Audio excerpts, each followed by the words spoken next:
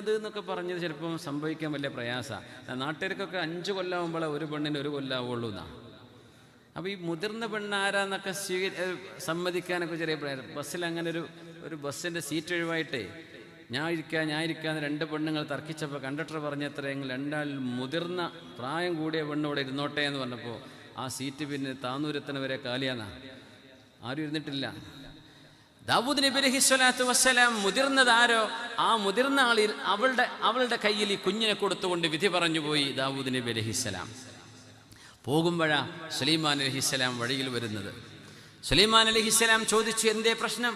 പറഞ്ഞു, ദാവൂദിനെ പറഞ്ഞു, ഇതാ ഒരു കുഞ്ഞിനെ കുറിച്ചുള്ള തർക്കമാണ്, അതാ വലിയ പെണ്ണിൻ്റെതാ, മുതിർന്നവളുടേതാ.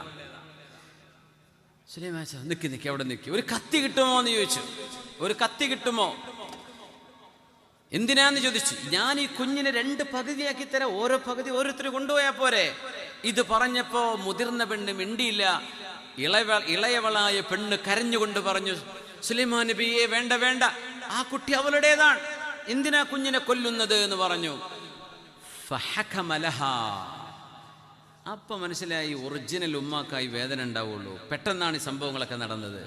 മറ്റേ പെണ്ണ് നാടകം കടിക്കാൻ സമയം കിട്ടിയില്ല. അപ്പോഴേക്കും സുലൈമാൻ അലൈഹിസ്സലാമിന് ബോധ്യപ്പെട്ടു ഈ കുഞ്ഞിൻ്റെ ഉമ്മ ഈ ചെറുപ്പക്കാരിയായ പെണ്ണാണ്. അങ്ങനെ ആ പെണ്ണിനെ കുഞ്ഞിനെ ഏൽപ്പിച്ചു കൊടുത്തു സയ്യിദുനാ സുലൈമാൻ അലൈഹിസ്സലാം. ഫഫഹംനഹാ സുലൈമാൻ. ചില വിഷയങ്ങളിൽ സങ്കീർണമായ വിഷയങ്ങളെ പരിഹരിക്കാനുള്ള കഴിവ് സുലൈമാൻ അലൈഹിസ്സലാമിന് അള്ളാഹു നൽകിയിരുന്നുവെന്നാണ്. അങ്ങനെ ഒരു കഴിവുള്ള മഹാനായ അലി ഇബ്നു അബീ ത്വാലിബ് റളിയല്ലാഹു അൻഹു. അലി ഇബ്നു അബീ ത്വാലിബ് റളിയല്ലാഹു അൻഹു. അലിയാർ തങ്ങൾ വലിയ ബുദ്ധികൂർമ്മതയുള്ള മനുഷ്യനാണ്. അസ്ഹാബു സബിയ്യ എന്ന് പറയുന്ന യമനിലെ ഒരു ചരിത്രമുണ്ട്. അസ്ഹാബു സബിയ്യ എന്ന് പറയുന്നത് യമനിലെ ഒരു കിണറുമായി ചുറ്റിപ്പറ്റി കിടക്കുന്ന ചരിത്രമാണ്. ആ കിണറ്റിൽ അന്നത്തെ ചില വളവന്മാർ ഒരു സിംഹത്തെ കൊണ്ടുപോയി പാർപ്പിച്ചു. ആ സിംഹത്തിൻ്റെ മീതെ ഒരുപാട് പുല്ല് നിറച്ചു. എന്നിട്ട് ഏതോ ഒരു സാധു മനുഷ്യൻ അതിലൂടെ നടന്നു വന്നതല്ല, അയാളെ പിടിച്ചു കൊണ്ടുവന്നു. നീ ഇതിലെ നടക്കണമെന്ന് പറഞ്ഞ് നാട്ടുകാര് ആ മനുഷ്യനെ പിടിച്ചു നടത്തി. ആ മനുഷ്യൻ ഈ കിണറ്റിലേക്ക് വീണു. കിണറ്റിൽ വീണപ്പോ സിംഹം അതിൻ്റെ ഉള്ളിലുണ്ട്, ഈ മനുഷ്യനെ കടിച്ചു തിന്നു. ആ മനുഷ്യൻ മരിച്ചു. റസൂലുള്ളാഹി തങ്ങളുടെ പ്രശസ്തമായ ഒരു ഹദീസുണ്ട്, അൽ അജ്മാഉ ജബ്ബാർ. അൽ അജ്മാഉ ജബ്ബാറുൻ എന്ന് പറഞ്ഞ ഹദീസ് ഈ സംഭവത്തെക്കുറിച്ച് തങ്ങൾ പറഞ്ഞതാ. ബുദ്ധിയില്ലാത്ത ഈ ഹിംസ്ര ജന്തുക്കൾ ജബ്ബാർ, കരുത്തുള്ള പരമാധികാരമുള്ള ഒരു രാജാവിന് ചെയ്യാൻ പറ്റുന്ന പണി, അല്ലെങ്കിൽ അത്രമേൽ ക്രൂരമായി പെരുമാറാൻ കഴിയുന്ന സാധനമാണല്ലോ ഈ മിണ്ടാപ്രാണികളായ അല്ലെങ്കിൽ ഈ മൃഗങ്ങളും ജന്തുക്കളൊക്കെ. മഹാനായ അലി റളിയല്ലാഹു അൻഹുവിനോട് വിധി പറയാൻ പറഞ്ഞു. അലി റളിയല്ലാഹു അൻഹു വിധി പറഞ്ഞത് ബിൽ ഖിസാസ് നടപ്പാക്കണം എന്ന് പറഞ്ഞു. എന്ന് പറഞ്ഞാൽ ഈ മനുഷ്യൻ ആരാണോ ഈ പൊട്ടക്കിണറ്റിൽ കൊണ്ടുപോയി നടത്തിയത് ആ മുഴുവൻ ആളുകളെയും തിരിച്ചു കൊല്ലണം എന്ന് പറഞ്ഞു അലി റളിയല്ലാഹു അൻഹു. പുണ്യനബി തങ്ങൾ നോക്കി നിന്നു അലി തങ്ങളുടെ ഈ വിഷയം. ഫഅഖറ റസൂലുള്ളാഹി സ്വല്ലല്ലാഹു അലൈഹി വസല്ലം ഹാദൽ ഖളാ. ഈ വിധിയെ നബി തങ്ങൾ അംഗീകരിച്ചു സ്വല്ലല്ലാഹു അലൈഹി വസല്ലം. അതൊരു മൃഗല്ലേ, അതെന്ത് ചെയ്യാനാ, നമ്മൾ അറിഞ്ഞിട്ടില്ലല്ലോ. കാരണം നിങ്ങൾ അറിഞ്ഞുകൊണ്ട് ബോധ്യത്തോടെ ചെയ്തതാ. അതിൻ്റെ ഉള്ളിൽ മൃഗമുണ്ട്, നിങ്ങൾക്കറിയാം. ഇങ്ങനെയൊക്കെ തമാശ കളിക്കാൻ പറ്റുമോ? ഒരു മനുഷ്യന്റെ ജീവനെ കൊണ്ട് തമാശ കളിക്കുകയാണോ? ആ മനുഷ്യനെ സിംഹം പിടിച്ചു നിന്നില്ലയോ? അതിന് കാരണക്കാർ ആരൊക്കെയാണോ ഈ തമാശ കളിച്ചത്? മുഴുവൻ ആളുകളെയും തിരിച്ചു കൊല്ലാൻ വേണ്ടി മഹാനായ അലി റളിയല്ലാഹു അൻഹു വിധി പറഞ്ഞു. ആ വിധിയെ നബി തങ്ങൾ അംഗീകരിച്ചു. ഈ സംഭവത്തെക്കുറിച്ച് അസ്ഹാബു സബിയ്യ എന്ന് പറയും. ആ അസ്ഹാബു സബിയ്യത്തിന് മുഴുവനും തിരിച്ചു കൊല്ലപ്പെടുകയാണ് ഉണ്ടായത്. കൊന്നത് മനുഷ്യനല്ല, കൊന്നത് മൃഗമാണ്. പക്ഷേ ആ മൃഗത്തെ കെണിവെച്ച് ഒരു പാവപ്പെട്ട മനുഷ്യന്റെ ജീവൻ നഷ്ടപ്പെടാൻ ആരൊക്കെ കാരണമായോ അവരൊക്കെ ഇതിൽ പ്രതികളാണെന്ന് അലി റളിയല്ലാഹു അൻഹു വിധി പറഞ്ഞു. അതാണ് അലി റളിയല്ലാഹു അൻഹു. ഉമർ തങ്ങൾ ദുആ ചെയ്തിട്ടുണ്ട്, റബ്ബേ സങ്കീർണമായ അഊദു ബില്ലാഹി, ഞാൻ അല്ലാഹുവിനോട് ദുആ ചെയ്യുകയാണ്, റബ്ബേ പടച്ചവനെ ഒരു വിഷയം വരുമ്പോൾ സങ്കീർണമായ അൽ മുഅദിലാത്ത്, ഉമർ തങ്ങൾ ഉപയോഗിച്ച വാക്കതാണ്. മുഅദിലാത്തായ പ്രയാസമുള്ള വിഷയങ്ങൾ വരുമ്പോൾ എൻ്റെ കൂടെ അലി റളിയല്ലാഹു അൻഹു ഇല്ലെങ്കിൽ പടച്ചവനെ അത്തരം ഒരു വിഷയവും എൻ്റെ മുമ്പിലേക്ക് കൊണ്ടുവരരുതേ, അലിയാരില്ലാതെ എനിക്കതിന് വിധി പറയാൻ പ്രയാസമാകും എന്ന് വരെ ഉമർ റളിയല്ലാഹു അൻഹു ദുആ ചെയ്തിട്ടുണ്ട്. അത്രമേൽ ബുദ്ധികൂർമ്മതയുള്ള മഹാനാണ്. ഹബീബിൻ്റെ പുതിയാപ്പിളയായിരുന്ന ഫാത്തിമ റളിയല്ലാഹു അൻഹയുടെ ഭർത്താവായിരുന്ന അലി ഇബ്നു അബീ ത്വാലിബ് റളിയല്ലാഹു അൻഹു. പുണ്യനബി തങ്ങൾ സ്വഹാബിമാരെ കൊണ്ട് ഇങ്ങനെ വിധി അംർ ഇബ്നുൽ ആസ് റളിയല്ലാഹു അൻഹുവിനെ കൊണ്ട് അങ്ങനെ വിധി പറഞ്ഞിട്ടുണ്ട് ഒരു വിഷയത്തിൽ. അംർ ഇബ്നുൽ ആസ് തങ്ങൾ പറഞ്ഞു, നബിയേ കൈഫ അഖ്ദീ ബൈന യദൈക യാ റസൂലല്ലാഹ്, അല്ലാഹുവിൻ്റെ റസൂലേ, അങ്ങ് ജീവിച്ചിരിക്കെ അങ്ങയുടെ കൺമുമ്പിൽ വെച്ചുകൊണ്ട് ഞാൻ വിധി പറയുകയോ? തങ്ങൾ പറഞ്ഞു, ഇൻ അസബതൽ ഹഖ്ഖ അഖറർതുക, അംർ ഇബ്നുൽ ആസ്, നിങ്ങൾ എന്തിനെ പേടിക്കണം? നിങ്ങൾ പറയുന്ന ന്യായം സത്യമാണെങ്കിൽ ഞാനത് അംഗീകരിച്ചു തരും. വഇല്ലം തുസിബ്ഹു റദത്തു അലൈക, ആ വിധിന്യായം ശരിയല്ലെങ്കിൽ ഞാനത് തിരുത്തും. അംർ ഇബ്നുൽ ആസ്, നിങ്ങൾ പേടിക്കേണ്ട, വിധി പറഞ്ഞോളൂ എന്ന് ധൈര്യം കൊടുത്ത് ആഫ്രിക്കയിലേക്ക് ഇസ്ലാമിൻ്റെ പതാകയുമായി കടന്നു വന്ന, ആഫ്രിക്കയിൽ അള്ളാഹുവിന് സുജൂദ് ചെയ്യാൻ ആദ്യത്തെ മസ്ജിദ് ഉണ്ടാക്കിയ മദീനത്തുൽ ഫുസ്താത്ത് എന്ന് പറയുന്ന ഇന്ന് കൈറോ നഗരത്തിൻ്റെ മധ്യത്തിൽ കിടക്കുന്ന മഹാനായ ഇമാം ഷാഫിഈ റളിയല്ലാഹു അൻഹു അടക്കമുള്ള മഹാന്മാർ ദർസ് നടത്തിയിട്ടുള്ള പ്രശസ്തമായ പള്ളിയുണ്ട്, മസ്ജിദ് അംർ ഇബ്നുൽ ആസ് റളിയല്ലാഹു അൻഹു. അത് പുതുക്കി പണിതിട്ടുണ്ട്. നാല് മിമ്പറുണ്ട് ആ പള്ളിൻ്റെ ഉള്ളിൽ. ഒന്നിപ്പോൾ കാണുന്നില്ല, 3 ഇപ്പോഴും ഉണ്ട്. ആ 4 മിമ്പറുണ്ടായിരുന്നു. ഇനിയിപ്പോൾ രണ്ടാമത് പുതുക്കി പണിതപ്പോൾ കൊണ്ടുവന്നിട്ടുണ്ടോ എന്ന് എനിക്കറിയില്ലേ. ഞാനൊരു 2 കൊല്ലം മുമ്പത്തെ കഥയാണ് പറയണത്. ആ 4 മിമ്പറിൽ ഓരോ മദ്ഹബ് അനുസരിച്ച് ജുമുഅ നടന്നിരുന്നു. ആ പള്ളിയിൽ ഇമാം ഷാഫിഈ തങ്ങൾ ദർസ് നടത്തിയിരുന്ന ഒരു സാരിയയുണ്ട്, ഒരു തൂണുണ്ട്. ആ തൂൺ അടയാളപ്പെടുത്തിയിട്ടുണ്ട്. ഇമാം ഷാഫിഈ തങ്ങൾ അവിടെ ഇരുന്നു കൊണ്ടാണ് ദർസ് നടത്തിയിരുന്നത്. ആ പള്ളി നിർമ്മിച്ചത് ആരാന്നറിയോ? ഈ സ്വഹാബിയാണ് അംർ ഇബ്നുൽ ആസ് റളിയല്ലാഹു അൻഹു. മസ്ജിദ് അംർ ഇബ്നുൽ ആസ്. ആ നാടിനെയാണ് മദീനത്തുൽ ഫുസ്താ. അതിന് ചുറ്റും ഖബറുകളാണ്. ഒരുപാട് മഹാന്മാർ, ആയിരക്കണക്കിന് മഹാന്മാർ അന്ത്യവിഷമം കൊള്ളുന്ന ഖബറിസ്ഥാൻ കൈറോ നഗരത്തിൻ്റെ മധ്യത്തിലാണ്. ഇപ്പോൾ കുറേ ഖബറിസ്ഥാനിലൂടെ കുറേ പുതിയ പാലങ്ങളൊക്കെ വന്നിട്ടുണ്ട്, കുറേ ബ്രിഡ്ജുകളൊക്കെ ഖബറിൻ്റെ മുകളിലൂടെയൊക്കെ വന്നിട്ടുണ്ട്. വലിയ ഖബറിസ്ഥാനാണ്. ഇമാം ഷാഫിഈ തങ്ങളൊക്കെ കിടക്കുന്നതിൻ്റെ ഒരു പരിസരത്താണ്. അവിടെയാണ് ഇബ്നു ദഖീഖിൽ ഈദ് റളിയല്ലാഹു അൻഹു കിടക്കുന്നത്. ഇബ്നുൽ ഹജർ അൽ അസ്ഖലാനി തങ്ങൾ അവിടെ ഉണ്ട്. ഒരുപാട് മഹാന്മാരുണ്ട്, ഒരുപാട് പ്രഗത്ഭരായ ആളുകൾ കിടക്കുന്ന വലിയൊരു പ്രദേശമാണ് കൈറോയുടെ നഗരഭാഗം, അതിൻ്റെ ഹൃദയഭാഗം. അവിടെയാണ് അംർ ഇബ്നുൽ ആസ് റളിയല്ലാഹു അൻഹുവിൻ്റെ മസ്ജിദ് ഉള്ളത്, മസ്ജിദ് അംർ ഇബ്നുൽ ആസ് റളിയല്ലാഹു അൻഹു. ഇരിക്കട്ടെ, മഹാനായ അംർ ഇബ്നുൽ ആസ് തങ്ങളോട് തങ്ങൾ പറയാ, അംർ ഇബ്നുൽ ആസ്, നിങ്ങളാണ് ഈ വിഷയത്തിൽ വിധി പറയേണ്ടത് എന്നൊരു വിഷയം വന്നപ്പോൾ നബി തങ്ങളോട് അംർ ഇബ്നുൽ ആസ് എന്ന് പറഞ്ഞു, ഹബീബേ കൈഫ അഖ്ദി ബൈന യദൈക യാ റസൂലല്ലാഹ്, അങ്ങ് എൻ്റെ മുമ്പിലുണ്ടായിരിക്കെ ഞാൻ വിധി പറയുകയോ? നോക്കണം, ഹബീബ നബി തങ്ങൾ അവിടുത്തെ അസ്ഹാബുകളെ, അനുചരന്മാർക്ക് ട്രെയിനിങ് കൊടുക്കുകയാണ്, പഠിപ്പിക്കുകയാണ്. എന്നിട്ട് പറഞ്ഞു, ഇൻ അസബ്ത ഹഖ്ഖൻ അഖറർതുഹു അലൈക, നിങ്ങൾ പറയുന്ന ന്യായം സത്യമാണെങ്കിൽ ഞാനത് അംഗീകരിക്കും, അന്യായമാണോ ഞാനത് തള്ളിക്കളയും. അതുകൊണ്ട് നീ പേടിക്കേണ്ട അംർ ഇബ്നുൽ ആസ്, നിങ്ങൾ പറഞ്ഞോളൂ എന്ന് മഹാനായ റസൂലുള്ളാഹി തങ്ങൾ പറഞ്ഞുകൊണ്ട് അംർ ഇബ്നുൽ ആസ് റളിയല്ലാഹു അൻഹുവിനെ കൊണ്ട് വിധി പറയിപ്പിച്ചിട്ടുണ്ട്. അൽ ഖുദാതു സലാസ, 3 തരത്തിൽ വിധി പറയുന്ന ആളുകൾ 3 വിഭാഗമാണ്. ഖാദിയാനി ഫിന്നാരി വഖാദിൻ ഫിൽ ജന്നഹ്, അതിൽ 2 പേര് നരകത്തിലാണ്, ഒരാൾ സ്വർഗത്തിലാണ് എന്ന് നബി തങ്ങൾ പറഞ്ഞു. ആ ഖാദിമാരിൽ നരകത്തിലേക്ക് പോകുന്ന ഖാദി എന്ന് പറയുന്നത് ഖാദിൻ ജഹില ഫഖദാ അലാ ജഹലിൻ ഫഹുവ ഫിന്നാർ, കേസ് പഠിക്കാതെ വിധി പറഞ്ഞു, അറിവില്ലാതെ വിധി പറഞ്ഞു, കാര്യങ്ങൾ ബോധിക്കാതെ വിധി പറഞ്ഞു, അയാൾ നരകത്തിലാണ്.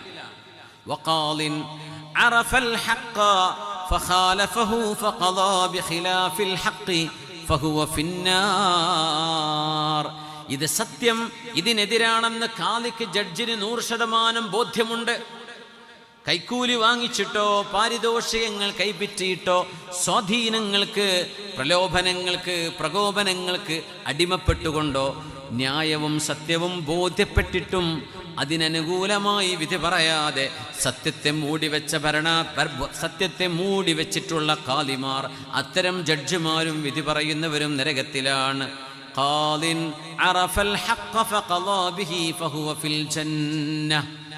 ന്യായം മനസ്സിലാക്കുകയും മനുഷ്യരുടെ വാക്കുകളും സംഭവങ്ങളും വിഷയങ്ങൾ പഠിച്ചതിന് ശേഷം അവിടെ ന്യായമെന്ത് എന്ന് ബോധ്യപ്പെട്ടതിന് ശേഷം അതിൽ ന്യായം കൊണ്ട് വിധി പറയുന്ന ആളുകൾ അവർ മാത്രമേ സ്വർഗത്തിലുള്ളൂ. ആ വിഭാഗം ഒന്നേ ഉണ്ടാകൂ. നേരത്തെ പറഞ്ഞ രണ്ടും നരകത്തിലാണ്, ഒരാൾ മാത്രമാണ് സ്വർഗത്തിലുള്ളത്. മൻ വലിയൽ ഖളാ ഫഖദ് ദബഹ ബിഗൈരി സിക്കീൻ. അതുകൊണ്ട് നബി തങ്ങൾ പറയുമായിരുന്നു സല്ലല്ലാഹു അലൈഹി വസല്ലം, അധികാരം ഒരാൾ ഏറ്റെടുക്കുമ്പോൾ കത്തിയില്ലാതെ അയാൾ മുറിക്കുകയാണ്. അധികാരം എന്ന് പറയുന്ന വിഷയമാണ്. അത് ലഹരിയായിരിക്കാം, പക്ഷെ അള്ളാഹുവിൻ്റെ മുമ്പിൽ അതൊരു വലിയൊരു ഉത്തരവാദിത്തമാണ്. ഉമ്മു സലമ റളിയല്ലാഹു തആല അൻഹ ഹബീബായ റസൂലുള്ളാഹി സ്വല്ലല്ലാഹു അലൈഹി വസല്ലം തങ്ങളുടെ വിധിന്യായത്തെക്കുറിച്ച് പറഞ്ഞ വിഷയം പറയുന്നുണ്ട്. ഇന്നമാ അന ബശറും മിഥ്ലുക്കും വ അൻതും തഖ്തസിമൂന ഇലയ്യ. ഞാൻ അള്ളാഹുവിൻ്റെ അടിമയാണ്, ഞാനൊരു മനുഷ്യനാണ്. നിങ്ങൾ എന്നോട് പ്രശ്നങ്ങൾ വന്ന് പറയുമ്പോൾ ലഅല്ല ബഅദകും അൻ യകൂന അൽഹന ബിഹുജ്ജതിഹി മിൻ ബഅദ്. ചില ആളുകൾക്ക് ചില കാര്യങ്ങൾ പറഞ്ഞ് സമർത്ഥിക്കാൻ കഴിയും, ചിലക്ക് കരയാൻ കഴിയും, ചിലക്ക് നാടകം കളിക്കാൻ അറിയും. ചില ആളുകൾ അങ്ങനെ എൻ്റെ മുമ്പിൽ വന്ന് പറയുകയും ഫഅഖ്ദീ ലഹു അലാ നഹ്വി മാ അസ്മഅ, ഞാൻ കേട്ടതിനനുസരിച്ച് എൻ്റെ മുമ്പിൽ പറഞ്ഞതിനനുസരിച്ച് ഞാൻ അവർക്ക് അനുകൂലമായി വിധി പറയുകയും ചെയ്താൽ ഫഇന്നമാ അഖ്തതിഉ ലഹു ജംറൻ മിനന്നാർ, നരകത്തിൻ്റെ ഒരു തീ കഷ്ണമാണ് ഞാൻ അവർക്ക് വിധിച്ചു കൊടുക്കുന്നത് എന്ന് ഓർമ്മ വേണമെന്ന് റസൂലുള്ളാഹി സ്വല്ലല്ലാഹു അലൈഹി വസല്ലം. അതുകൊണ്ട് സാക്ഷി പറയുന്നത് അന്യായമായിട്ട് നുണയായി കോടതിയുടെ മുമ്പിൽ സാക്ഷി പറയുന്ന ആളുകളൊന്ന് ശ്രദ്ധിക്കണേ. വൻപാപങ്ങളെക്കുറിച്ച് പറഞ്ഞപ്പോൾ റസൂലുള്ളാഹി സ്വല്ലല്ലാഹു അലൈഹി വസല്ലം തങ്ങൾ എഴുന്നേറ്റിരിക്കുകയും എന്നിട്ട് ഒരുപാട് നേരം അലാ വഖൗലസ്സൂർ, കാണാത്ത കാര്യത്തെക്കുറിച്ച് ഞാനിതിന് സാക്ഷിയാണ് എന്ന് ഒരു കോടതിക്ക് മുമ്പിലോ ഒരു സംഘമാളിൻ്റെ മുമ്പിലോ മസ്ലഹത്ത് നടത്തുന്ന ആളുകളുടെ മുമ്പിലോ വന്ന് നുണയായി സാക്ഷി പറയുന്ന ആളുകളെ പേടിക്കണേ.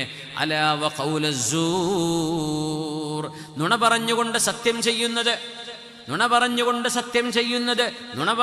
സത്യം ചെയ്യുന്നതും വൻപാപങ്ങളിൽ വൻപാപമാണ് എന്ന് തങ്ങൾ നിർത്താതെ പറഞ്ഞപ്പോ സ്വഹാബിമാര് പറഞ്ഞത്രേ ലൈതഹു സകത്, ഹബീബായ നബി തങ്ങളൊന്ന് നിർത്തിയാൽ മതിയായിരുന്നു, നബി തങ്ങളൊന്ന് നിർത്തിയാൽ എത്ര നന്നായിരുന്നു എന്ന് ചിന്തിക്കുവോളം അലാ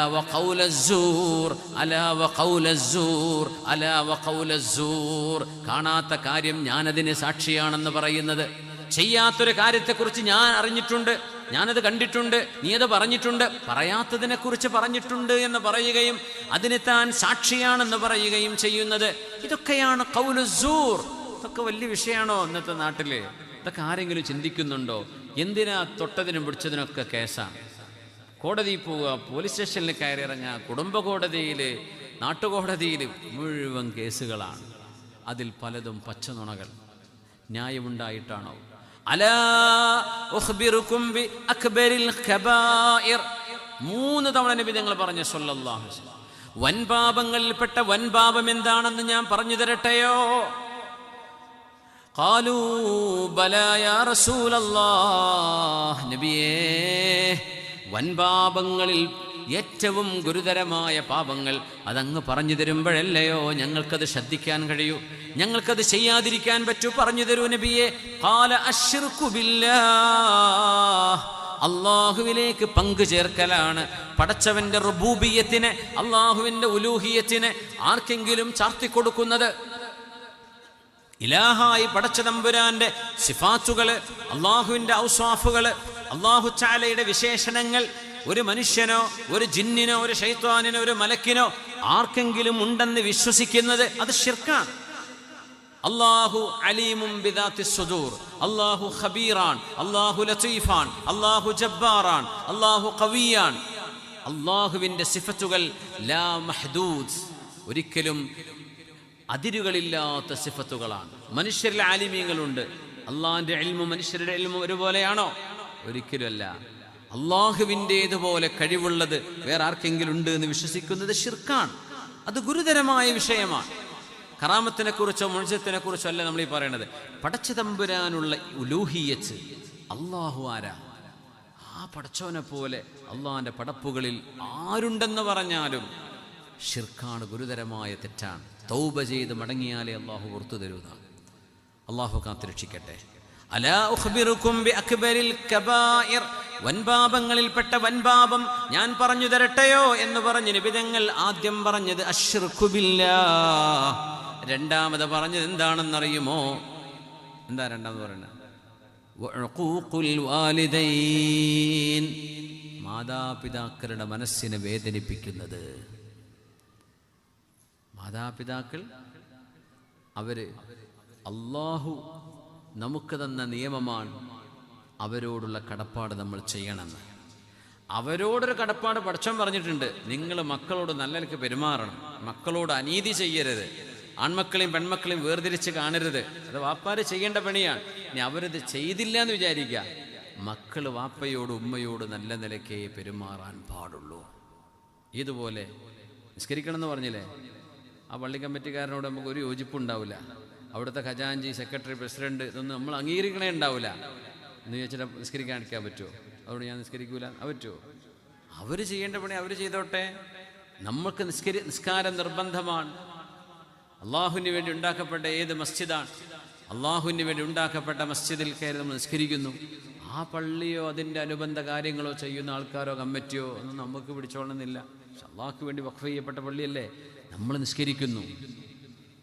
പള്ളി കമ്മിറ്റിക്കാരെ ഇഷ്ടപ്പെട്ടാൽ തന്നെ നിസ്കരിക്കാൻ പറ്റുള്ളൂ എന്ന് പറയാൻ പറ്റുമോ? എന്നതുപോലെ മാതാപിതാക്കൾ ഇന്നോടും ഇങ്ങോട്ടും നല്ല നിലയ്ക്ക് പെരുമാറിയാൽ മാത്രമേ ഞാൻ അങ്ങോട്ടും ഉമ്മാനെ വാപ്പാനെ നോക്കുള്ളൂ. ഇതല്ല പറയേണ്ടത്. ഉമ്മയെ വാപ്പയെ നോക്കേണ്ടത് മക്കളുടെ ബാധ്യത. ഇത് പറയുമ്പോൾ ഉമ്മാരും വാപ്പാരും വല്ലാണ്ടങ്ങ് തലയിൽ കയറരുതേ. മക്കളെ ചവിട്ടി തേച്ചിട്ടും അവരെ വെറുപ്പിച്ചിട്ടും അവരോട് വെറുപ്പുണ്ടാക്കുന്ന പെരുമാറ്റം പെരുമാറിയിട്ടും ഇതൊക്കെ ചെയ്താൽ ഉസ്താദിൻ്റെ വേള കെട്ടില്ലേ എന്ന് പറയാൻ നിൽക്കണ്ട. പണ്ടത്തെ കാലത്തെ മക്കളല്ല ഇപ്പോഴത്തെ കാലത്തെ മക്കൾ, അത് ഓർമ്മ വേണം. അതുകൊണ്ട് മാതാപിതാക്കളും നല്ല നിലക്ക് മക്കളോട് പെരുമാറണം. പക്ഷെ മക്കളോട് പറയാണ്, മാതാപിതാക്കൾ എങ്ങനെയാണെങ്കിലും അവരോട് നല്ല നിലക്ക് പെരുമാറാൻ നമ്മൾ ബാധ്യസ്ഥരാണ്. ഇങ്ങോട്ട് നന്നാവട്ടെ എന്ന് ചിന്തിക്കാൻ പാടില്ല. എൻ്റെ ഉമ്മയാണ്, എൻ്റെ ഉപ്പയാണ്, സ്വർഗത്തിൻ്റെ വാതിലുകളാണ്. ചെറിയ മോൻ ഉമ്മാനെ വാപ്പാനെ നോക്കിക്കോട്ടെ, അങ്ങനെ സംഭവമല്ല. എല്ലാ മക്കൾക്കും ബാധ്യതയാണ് ഉമ്മാനെ വാപ്പാനെ നോക്കൽ. മൂത്തോരൊക്കെ പോവുക, എനിക്കല്ലേ പെര കിട്ടണത്, ഈ നോക്കിക്കോ.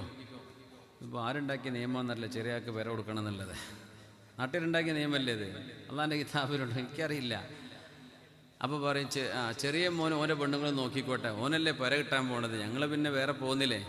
അങ്ങനെയൊന്നുമില്ല. നിങ്ങളുടെ ഉമ്മ തന്നെയല്ലേ, നിങ്ങളുടെ വാപ്പല്ലേ. നിങ്ങൾ ഉമ്മയ്ക്കും ഉപ്പയ്ക്കും ഖിദ്മത്ത് ചെയ്യണം.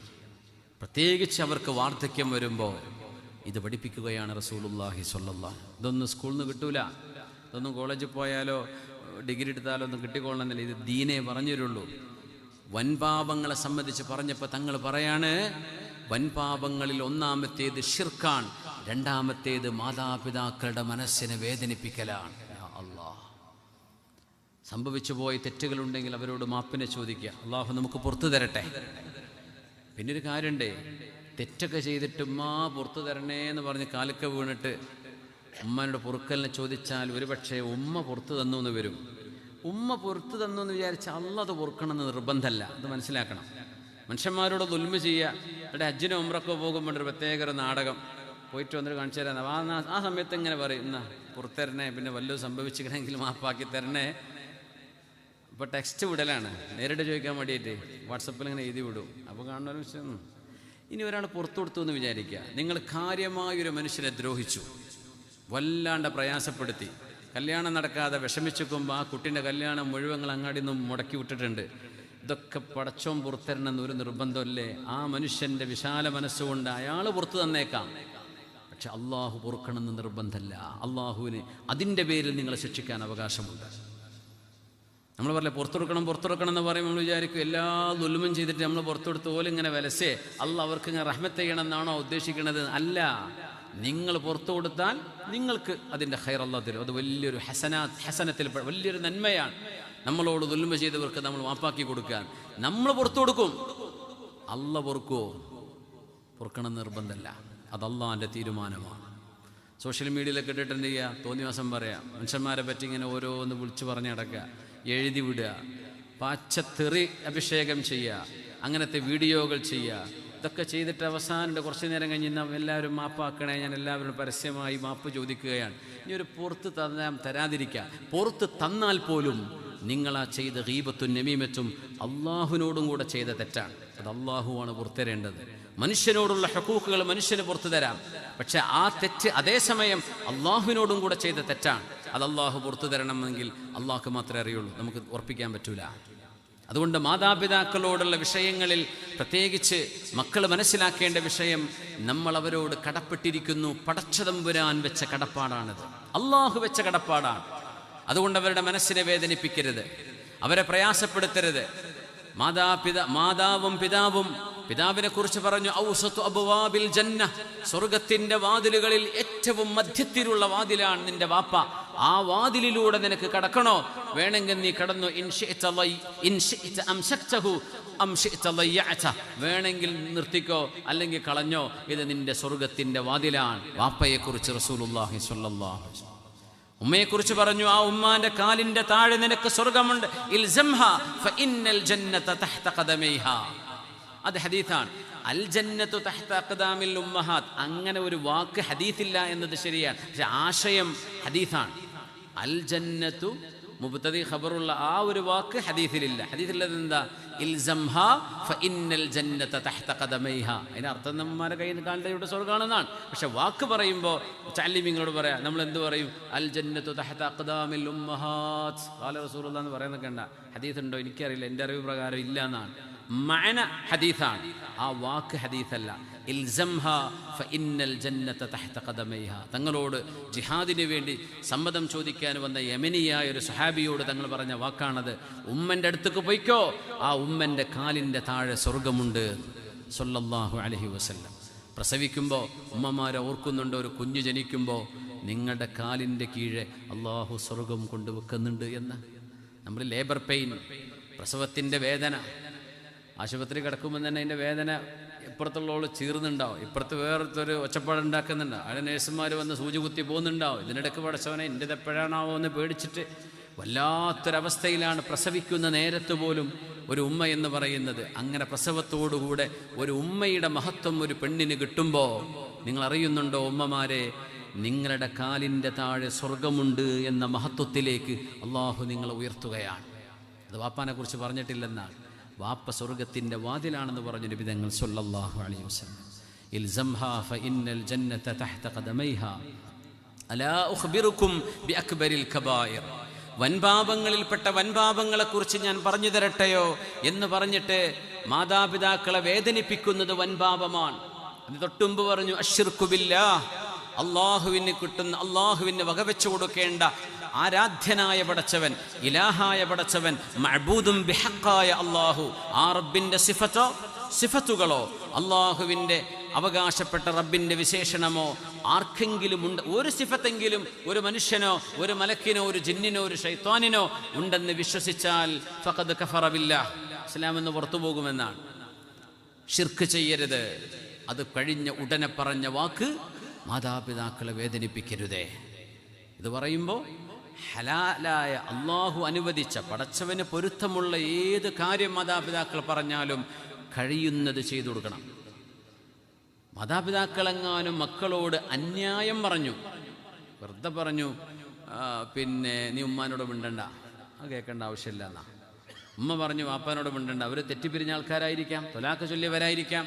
അല്ലെങ്കിൽ വാപ്പ പറഞ്ഞു കഴിഞ്ഞ് നിൻ്റെ ഉമ്മാൻ്റെ ആങ്ങളാരോടൊന്നും പോയി മിണ്ടണ്ട കേട്ടോ, എളാപ്പാരോട് മിണ്ടണ്ട, മുത്താപ്പയോട് മിണ്ടണ്ട, അല്ലെങ്കിൽ നിൻ്റെ അനിയന്മാരോട് മിണ്ടരുത്. കുടുംബ ബന്ധങ്ങളെ മുറിച്ചു മാറ്റലാണ്. അവിടെ പോലും പറഞ്ഞു നിങ്ങൾ ആ കുടുംബ ബന്ധം മുറിച്ചു മാറ്റണ്ട. വാപ്പ പറഞ്ഞതിന് വാപ്പയെ അറിയിക്കാതെ നിങ്ങൾ അമ്മായിൻ്റെയും അമ്മോൻ്റെ അടുത്തൊക്കെ പോകണം. എന്തേ? അത് അള്ളാഹു വെച്ച നിയമമാണ്. പക്ഷെ വാപ്പ അറിയണ്ട. വാപ്പ അത് ചെയ്യണ്ട എന്ന് പറഞ്ഞതല്ലേ. വാപ്പ ചെയ്യണ്ട എന്ന് പറഞ്ഞതിൻ്റെ പ്രകാരം കുടുംബത്തെ മുഴുവൻ മുറിച്ചു മാറ്റണം എന്നാണോ? അത് വാപ്പ അങ്ങനെ പറയാൻ നിൽക്കരുത്. ആദ്യത്തെ വിഷയം അതാ. വാപ്പ അങ്ങനെ പറഞ്ഞു എന്ന് വിചാരിക്കുക. ഒരു തെറ്റായ കാര്യം ചെയ്യണം എന്നാ മക്കളോട് ഈ പറയണത്.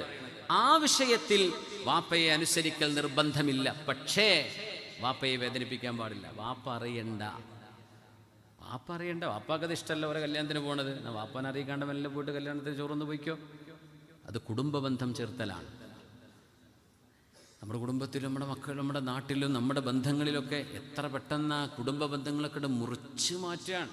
നാട്ടുകാരോട് പോലും ഇല്ലാത്ത ദേഷ്യം സ്വന്തം ചോരയിൽ പിറന്ന ആൾക്കാരോട്. അള്ളാഹുവിൻ്റെ അർശിൻ്റെ തൂണിൽ കൈപിടിച്ചുകൊണ്ട് കുടുംബബന്ധം പറഞ്ഞു എന്നാ, അള്ളാഹുവേ ഹാദാ മഖാമുൽ ആഇദി ബിക മിനൽ ഖതീഅ. പടച്ചവനെ, മനുഷ്യനെ നീ കുടുംബമായിട്ടല്ലേ ഭൂമിയിലേക്ക് ഇറക്കിയത്. ആദം നബിയും ഹവ്വാ ബീവിയും അവരുടെ മക്കള്, വാപ്പ ഉമ്മ മക്കള്. ആ കുടുംബബന്ധം, വാപ്പമ്മ വാപ്പാൻ്റെ ജ്യേഷ്ഠാനുജന്മാർ വരും, ഉമ്മേൻ്റെ അനുജത്തിമാർ ഏട്ടത്തിമാർ ആങ്ങളമാർ വരും, വാപ്പാൻ്റെ പെങ്ങന്മാർ വരും, സഹോദരങ്ങൾ വരും, സിബ്ലിങ്സ്.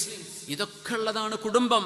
പടച്ചവനെ, കുടുംബബന്ധം മുറിഞ്ഞു പോകാതെ ഒരു ഗ്യാരണ്ടി നീ എനിക്ക് തരണമെന്ന് കുടുംബബന്ധം അള്ളാഹുവിൻ്റെ അർശിനെ പിടിച്ചുകൊണ്ട് പറഞ്ഞുവെന്ന് റസൂലുള്ളാഹി സ്വല്ലല്ലാഹു അലൈഹി വസല്ലം. അസ്ലു മൻ വസലകി വഅഖ്തഉ മൻ ഖതഅകി.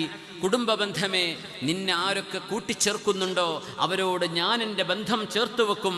നിന്നെ ആര് മുറിച്ചു മാറ്റുന്നുണ്ടോ അവരോട് ഞാനും എൻ്റെ ബന്ധം മുറിച്ചു മാറ്റും. അതുപോരെ എന്ന് കുടുംബബന്ധത്തോട് അള്ളാഹു പറയുകയും, അത് മതി റബ്ബേ റദീതു യാ റബ്ബ്, പടച്ചവനെ എനിക്ക് പൊരുത്തമായി എന്ന് കുടുംബബന്ധം പറഞ്ഞുവെന്നും മഹാനായ റസൂലുള്ളാഹി സ്വല്ലല്ലാഹു അലൈഹി വസല്ലം. നമ്മുടെ വിഷയം അതല്ല. ഇതെല്ലാം പറഞ്ഞിട്ട് തങ്ങൾ പറഞ്ഞു, അലാ വഖൗലസ്സൂർ. നബി തങ്ങൾ അതിൻ്റെ ഇടയ്ക്ക് പറഞ്ഞു, വഖത്ലുൻ നഫ്സില്ലതി ഹറമല്ലാഹു ഇല്ലാ ബിൽ ഹഖ്. മനുഷ്യന്റെ ജീവൻ അന്യായമായി പൊലിച്ചു കളയുന്നത്. നമ്മൾ ചോദിച്ചാൽ നമ്മളാരെയും കൊല്ലണില്ലല്ലോ. വാപ്പാൻ്റെ ബൈക്ക് എടുത്ത് ലൈസൻസ് ഇല്ലാതെ കുട്ടി ഓടിച്ചാൽ, ലൈസൻസ് ഇല്ലാത്ത ഒരു അഡൽട്ട് ഓടിച്ചു എന്ന് വിചാരിക്കുക, അങ്ങനെ ഒരാൾക്ക് വണ്ടി തട്ടിയാൾ മരിച്ചു എന്ന് വിചാരിക്കുക, കൊലപാതകത്തിൻ്റെ ശിക്ഷയാണ് അവിടെ. എന്തേ? നിങ്ങൾക്ക് വാഹനം ഓടിക്കാനുള്ള ലൈസൻസ് ഇല്ലല്ലോ, പിന്നെ എന്തിനത് ഓടിച്ചു? റോഡിൻ്റെ നിയമം പാലിക്കാതെ റൈറ്റിക്ക് പോകണോ ലെഫ്റ്റിക്ക് പോയി, ലെഫ്റ്റിക്ക് തിരിയേണ്ടടുത്ത് റൈറ്റിക്ക് പോയി, ഓവർ സ്പീഡിൽ പോയി, ആക്സിഡൻ്റായി. അത് ഖത്ലുൻ നഫ്സാണ്, ഇസ്ഹാഖുൻ നുഫൂസ്. മനുഷ്യരുടെ ജീവൻ പൊലിയുന്ന തിന്മകളാണ്, കുറ്റങ്ങളാണ്. കോടതിൻ്റെ വിധി പറയുമ്പോൾ ഒരു കൊലപാതകത്തിൻ്റെ ശിക്ഷയാവില്ല ചിലപ്പോൾ പറഞ്ഞിട്ടുണ്ടാവുക, എന്നാൽ പോലും അത് കൊലപാതകമാണ്. ഖത്ലുൻ നഫ്സില്ലതി ഹറമല്ലാഹ്. റോഡിലൂടെ നടക്കുന്ന മനുഷ്യർ, റോഡിലൂടെ നടക്കുന്ന വിദ്യാർത്ഥിനികൾ, അങ്ങാടിയിലൂടെ നടക്കുന്നവർ, ടൗണിലൊക്കെ സ്പീഡ് എന്ന് പറഞ്ഞാൽ 20 കിലോമീറ്റർ സ്പീഡൊക്കെ ഉണ്ടാവും, 20 or 10 ഒക്കെ ഉണ്ടാവുള്ളൂ, ചിലപ്പം 10 per hour. ഒരു മണിക്കൂറിൽ 10 കിലോമീറ്റർ സ്പീഡിലേ പോകാൻ പാടുള്ളൂ, അല്ലെങ്കിൽ 20 സ്പീഡ് ഇത്രയും ഒരു അങ്ങാടിയിൽ ഓടിക്കാൻ പാടുള്ളൂ എന്നാ. റോഡ് കാലിയാണെങ്കിൽ ചിലപ്പോൾ നമ്മൾ സ്പീഡ് പോയി എന്ന് വരും. പക്ഷേ ഒരു അങ്ങാടിയിൽ ആളുകളുള്ള സമയം, ആ നേരത്തെ സ്പീഡിൽ ഒരാൾ വണ്ടി ഓടിച്ചു, ഒരാൾക്ക് തട്ടി, അയാൾ മരിച്ചു. കൊലപാതകത്തിൻ്റെ കുറ്റമാണത്. അതൊക്കെ മരിക്കോളം അതിൻ്റെ സങ്കടം തീരുമോ? അതുകൊണ്ട് കുട്ടികളെ ലൈസൻസ് ഇല്ലാതെ ഓടിക്കുക എന്ന് പറഞ്ഞത് വലിയൊരു സംഗതി, അതൊരു വലിയൊരു വിളവാന്ന് വിചാരിക്കരുത്. 18 വയസ്സാകുന്നവരെ കാത്തിരുന്ന്, 18, 17, നാട്ടിൽ ചില കൺട്രീസിലൊക്കെ 17ആണ്, ചില നാട്ടിൽ 18. അവിടെ 18 അല്ലേ? 18 ആവാൻ കാത്തുക്കല്ലേ അല്ല. അപ്പോൾ